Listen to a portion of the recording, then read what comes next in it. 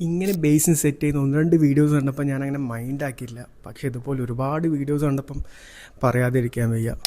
വീട്ടിൽ പാത്രം കഴുകുന്നത് ആരും ആയിക്കോട്ടെ, അവരോട് സ്നേഹമില്ലെങ്കിലും ചെറിയൊരു സഹതാപമെങ്കിലും ഉണ്ടെങ്കിൽ ഇങ്ങനത്തെ ബേസിൻസ് ഒന്ന് സെറ്റ് ചെയ്യരുത് കേട്ടോ. പല സമയത്തും ഇത് ലക്ഷറി ടാക്സിനെ മറികടക്കാൻ വേണ്ടിയിട്ടുള്ളൊരു ഉടായ്പ പരിപാടിയാണ്. റിനോവേഷൻ്റെ കാര്യത്തിലാണെങ്കിൽ പിന്നെയും എനിക്ക് മനസ്സിലാക്കാം. പക്ഷേ പുതിയൊരു വീട് ഇനീഷ്യലി ഫസ്റ്റ് പ്ലാനിങ് മുതൽ ചെയ്യുന്ന സമയത്ത് തന്നെ ഇതുപോലത്തെ ബേസിൻസ് വെക്കാന്നുള്ള രീതിയിൽ പ്ലാൻ ചെയ്താൽ എന്താ ചെയ്യുക?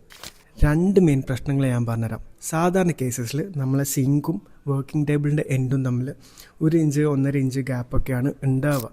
പക്ഷേ ഈ കേസിൽ അതൊരു 9 ഇഞ്ച് 10 ഇഞ്ചിലേക്ക് അത് നീണ്ടുപോകും.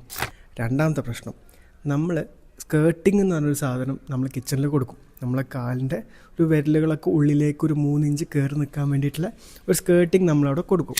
ആ സ്കേർട്ടിങ് ഒരു സ്പേസ് ഇവിടെ ഭിത്തി ആയതുകൊണ്ട്, ഒരു ചുമരായതുകൊണ്ട് അങ്ങനത്തെ ഒരു സ്പേസ് നമുക്ക് കിട്ടുന്നുണ്ടാവില്ല. അപ്പോൾ എഫക്റ്റീവ്ലി ഈ ഒരു 4 ഇഞ്ച് 3 ഇഞ്ച് 4 ഇഞ്ചും പോവും. ഇവിടെ ഒരു 10 ഇഞ്ച് 15 ഇഞ്ച് ആക്ച്വലി നമ്മൾ പുറത്തേക്കായിരിക്കും നമ്മളെ ബേസിൻസ് ഉണ്ടാവുക. അതിന് പകരം ആക്ച്വലി നമ്മളെ ബേസിൻ നമ്മൾ നിൽക്കുമ്പോൾ സ്ട്രെയിറ്റ് ലൈൻ നോക്കിക്കഴിഞ്ഞാൽ ബേസിൻ നമ്മളെടുത്തേക്കുണ്ടാവുക, കാലിനേക്കാളും മുമ്പിലേക്കായിരിക്കും ഇനി സാധാരണ കേസസിൽ ബേസിൻ ഉണ്ടാവുക. ആ ഒരു കാര്യം കംപ്ലീറ്റ് നമുക്ക് അവിടെ മിസ് ഔട്ട് ആവുകയാണ്.